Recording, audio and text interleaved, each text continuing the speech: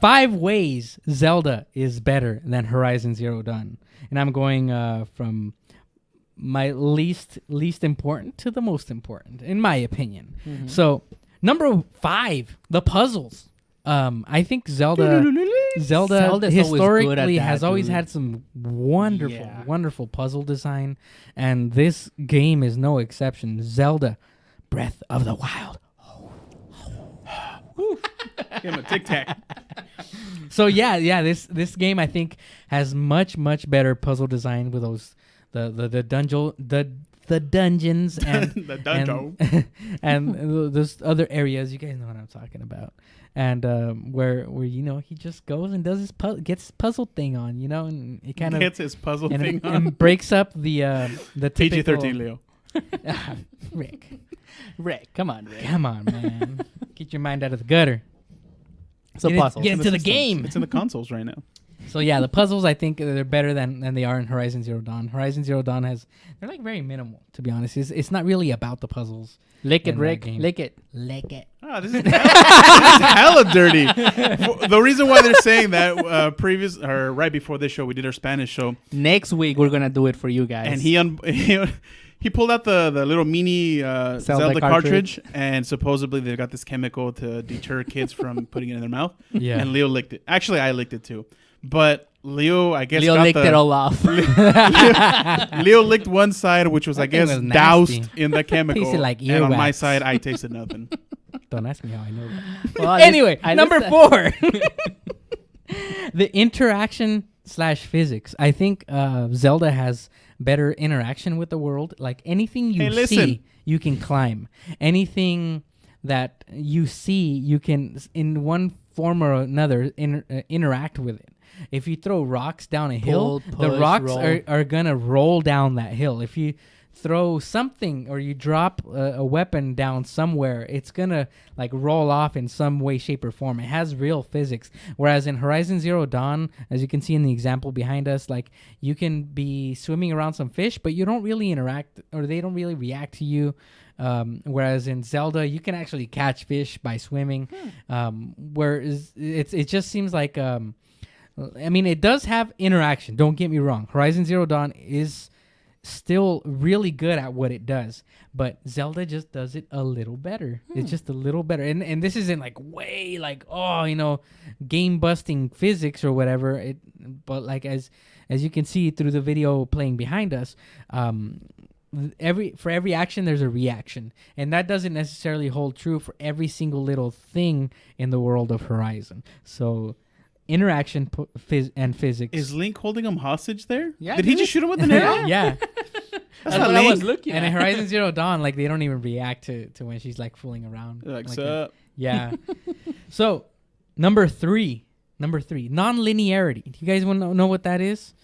It means not a straight line. Exactly. It gives you freedom to explore. Like whereas is at least through the beginning of Horizon, it's a little bit more linear because they want you to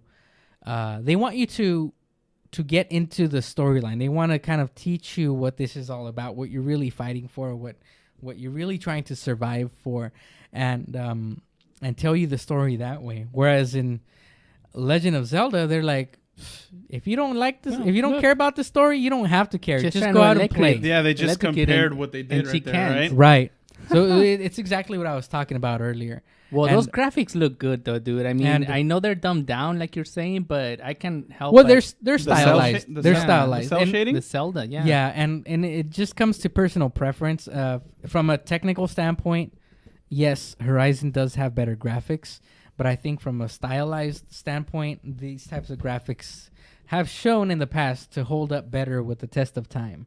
I'm looking at games like Jet Set Radio with cell shading. Yes. I'm looking at No More Heroes. No More Heroes. Like No More Heroes. Oh, they announced a game for the Switch. Like Wind Waker, and so this is, I think, going to be one of those things where we're going to get a 4K remix at some point. Of 4K! This game. But yeah, the non-linearity, freedom to explore, I think Zelda has it beat because you could just go anywhere right from the start. Huevo de ave. If you are skilled enough, Spanish language. If you are skilled enough in Legend of Zelda, you can go straight to Calamity Ganon's castle. Calamity. And start. And start. I don't know. I gotta say that name makes me think like he's got like a big old hat, big old mustache. I think that's big old boots. monster form, and you know, like a Western.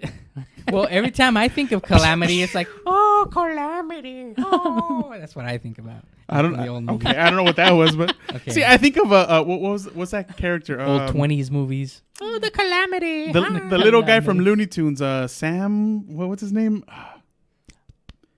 I forget his name. Up special time. The cowboy hat, tight pants, boots. Oh God. Yosemite Sam. Yosemite Sam. That's Calamity Ganon reminds me of like that. Just like a pig snout for Okay, I see it. Okay, so number 2, replayability. Yes, Horizon Zero Dawn has a long storyline. It has a long campaign. There's a lot of stuff you can do that's additional to the storyline. But it seems like, again, Zelda has it topped in terms of side quests, collectibles, and all these extra pieces that you can find throughout the world in there. And all these hidden little Easter eggs, hidden little details that I think it lends itself, after you beat the game, Legend of Zelda Breath of the Wild, lends itself to higher replayability. And I think that's great. I think it's one of those things that's going to keep people not just playing to the campaign, but playing beyond the campaign. I've already heard about people logging like over 500 hours of gameplay into this game. That's only been out for a couple of how many weeks. hours are in a day, dude? 20. Exactly. So from side quests aside, has there been an official just A to B or start to finish I'm sure main there story? Have they said for both sides of the game or of each game? I mean. Like actual time? Average completion time for campaign mode, I guess. Like without exploring, without doing any side quests. Well, they're so different because Breath of the Wild, you can get right to it if you're doing like a what's it called, a speed run. I think people have been able to beat it in under 50 minutes now. 5-0. Oh wow! Yeah, and whereas Horizon Zero Dawn, it's not that type of a game. But from what I've heard, like just straight legit playing. So it's Horizon like a Zero rail Dawn, where you have to go from like how they are telling you to go. Like you can't really explore outside of that line. In which for Horizon. The world is built in Horizon to where there's like mountainous areas where you can't climb beyond certain points because you die because of the cold. Right, and you're not equipped yet. So it's their way to tell you you can't come here. Exactly. Okay. Or there's cliffs and you can't climb those cliffs. And Zelda sort of does a similar thing as well, where there's a cliff that you can't go beyond, but you can, if you're skilled enough, you can go ahead and kind of get around that or go beyond it. So that's one of those things that Zelda does. It gives you just a little bit more freedom once you get past a certain point, Right.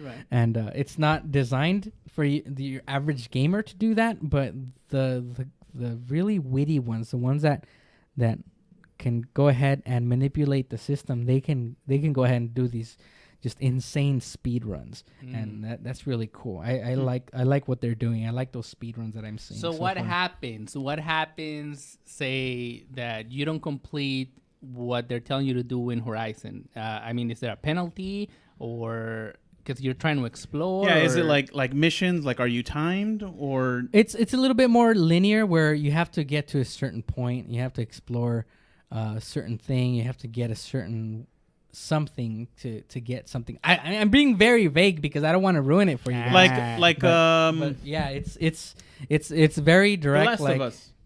Like you have to just get kind of from A to B, kill enemies in between. Go to point B, but along the way, there's many different routes you can take, and also depending on what routes you take, there's people along the way that are going to be asking you for some favors, side missions, or you can go ahead and go exploring on your own and say like, oh, a special kind of beast exists in this zone that has been spotted before, that contains a special kind of item. If I defeat the beast, I can go ahead and take this item and benefit from it in later battles. Break them. So yeah, that goes with the physics interactivity that I was speaking about earlier. And number one, nostalgia.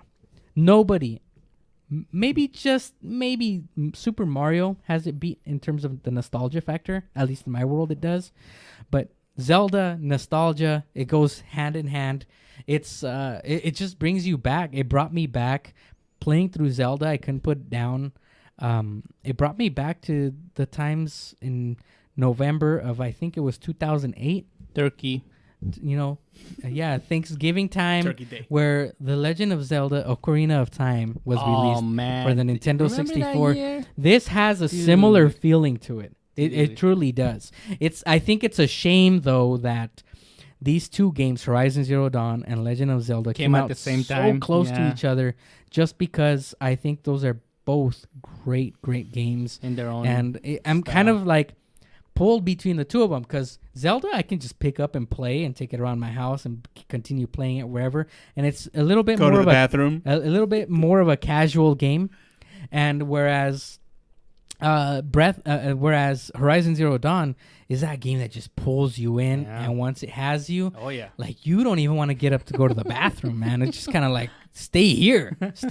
You got to know what happens next. I'll risk my colon health for this game. So all 10 points stand. I'm not going back on any of the 5 points that I made last week or any of the 5 points I'm making this week. Watch last week's show. They're both great games in their own respects. They're going to have something for everybody. And I know that the fanboys on both sides are going to be up at arms, and they're going to try and explain why this game is better than that. But I just say enjoy both games. They're both wonderful games. So just a little recap. Number 5, puzzles. Number 4, interaction/physics.